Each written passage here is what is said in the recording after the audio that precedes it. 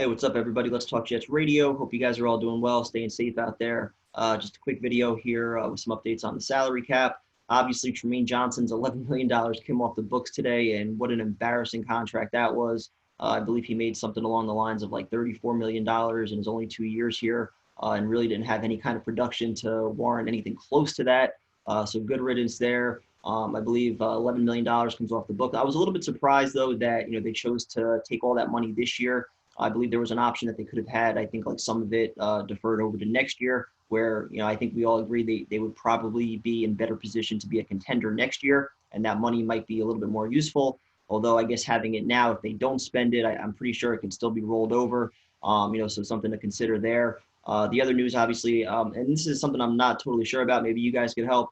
I'm pretty sure Brian Winter's contract was fully guaranteed today. I've seen some things on Twitter, nothing confirmed by any of the beat reporters. I don't think, but he's making about $7 million.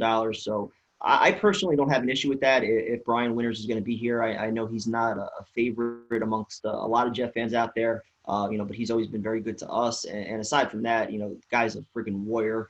In 2017, I believe it was, he had the torn abdomen. Didn't say a word, played through it the entire season, even though his play wasn't really that good that year. He didn't make any excuses about the injury. We didn't really find out about it until the end of the year. So I give him a ton of credit for that. And then even last year, you look at Cliche Osemele, who did the whole thing with the torn shoulder. And again, like if I had a separated shoulder or whatever his injury was, I wouldn't be able. Like none of us would be able to play.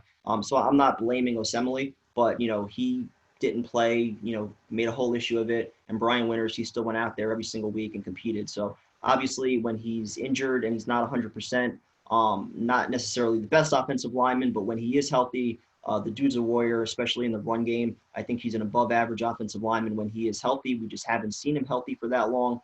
So I have no issue if he's going to be back for another season. And the other news is that Bryce Hall, 5th-round pick, first draft pick to be signed by the Jets. If you look at the numbers that are projected for most of the Jets rookies, it should leave them somewhere along the lines of like 13 to 14, $15 million in salary cap space going forward. So that presents a number of options for them as far as what they might do in free agency with some of the guys that are still out there. I'm not anticipating a guy like Jadeveon Clowney coming here, although that would be very intriguing. I could still see a Logan Ryan deal coming down, especially now that the money for Trumaine Johnson has come off the books. Other guys like Marcus Golden, we keep seeing brought up, Everson Griffin. It's going to be interesting to see how they choose to spend that. Let's also not forget Avery Williamson, I believe, is due about $6.5 million. And I still do not want to see Avery Williamson a Jet. It has nothing to do with him, the player. It has everything to do with the rationale behind keeping another inside linebacker, making that kind of money, who's coming off an ACL injury, who is probably not part of the future of this team.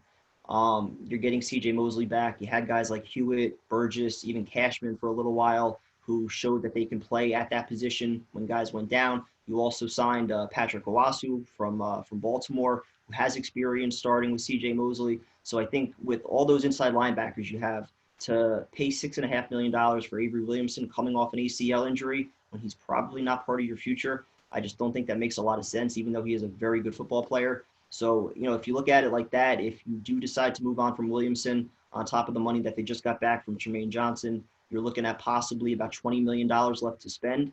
So, I think that there is a lot of flexibility as far as, potentially signing somebody or maybe even, doing a deal with Jamal Adams where, you guarantee some money going forward. Doesn't have to even be this year, but I think just having that cap flexibility now, being able to roll some of that money over, knowing that you have $100 million next year, I think that they have a lot of options there. And, hopefully Joe Douglas makes the most of it. So go Jets, and talk to you guys soon.